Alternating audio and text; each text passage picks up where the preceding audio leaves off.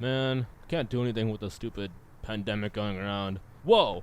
I really love playing dumb instruments, and slide whistles are the most stupid. Hey you, God? Sure, let's go with that. Is playing that slide whistle really the best idea in this climate? Oh boy, you betcha.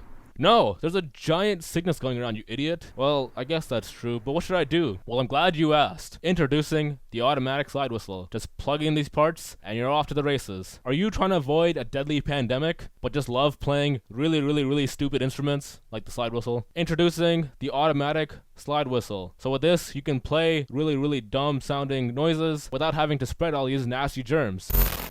Infomercial aside, this is the real build video. So the way that this works is that here, let me close this. The way that this works is that there is a fan or like a air blower right here. This is used for 3D printers usually to like cool the nozzle when it's printing out and melting plastic, I think. And so I bought a couple of these just for testing, and I made a 3D printed design, this coupler that goes from this thing, this fan, to the slide whistle like nozzle, or I guess place where you put your mouth, and then just hot glued it just to seal it in place. And then here I have this servo to block and unblock the sound hole, and I'll get to why that's the case later. And then here's the main part. Here's a slide whistle, that thing that goes in and out, up and down, right, to change the pitch of the note. And here I have a stepper motor attached to a gear, which is moving this rack up and down, accordingly. And so the way this is all controlled is that I have an Arduino Uno right here. It's being powered via this 5-volt line that's plugged into my outlet. And so this is controlling a transistor, which controls the fan. Originally, I was gonna have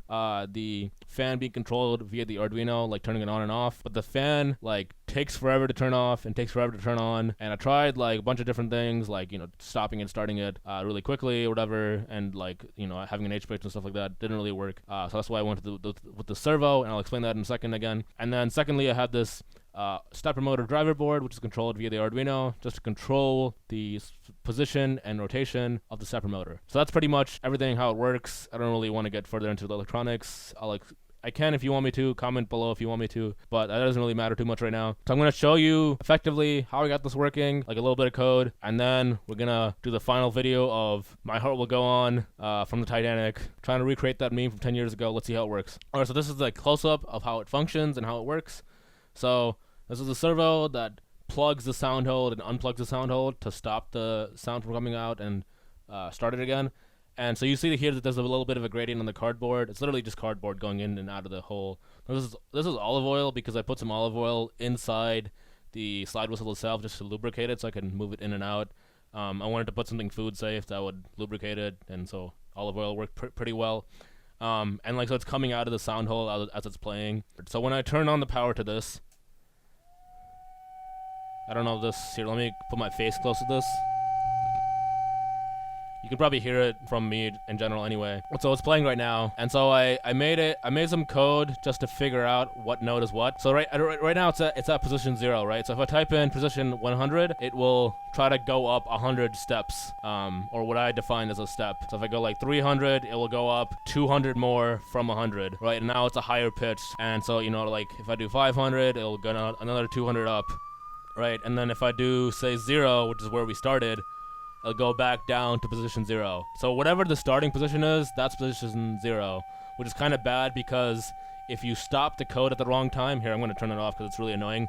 If you stop the code at the wrong time, that becomes your new position 0. So I need to have some sort of calibration feature in here where I like have a button that's pushed every time so it knows where 0 is. I'll probably do that in the next iteration of this if I ever make one. I need to update it because there is some issues with it, but that's pretty much how it functions. Here, I'll show you just a quick example of, right now the servo set to 180. That's open, and then the servo set to 130 is closed.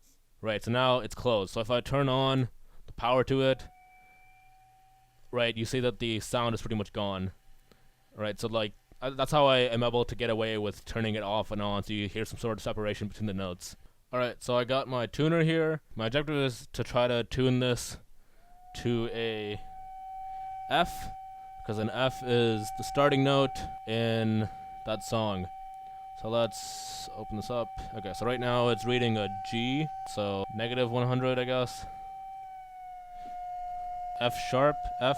Okay, do negative 200. Okay, that's an E. Okay, so somewhere in between. Let's do negative 120. Negative 100? That's where I was before. Okay, That's reading out an F for the most part. This actually should be there because it's stuck. So let's do negative 120 as our benchmark. Alright, perfect. So that works pretty well.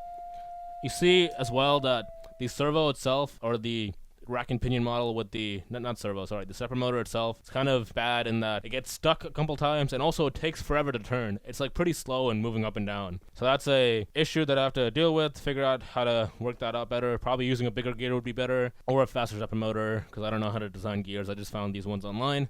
But now that we have it in tune, I already have a song programmed, so now we're going to jump into My Heart Will Go On.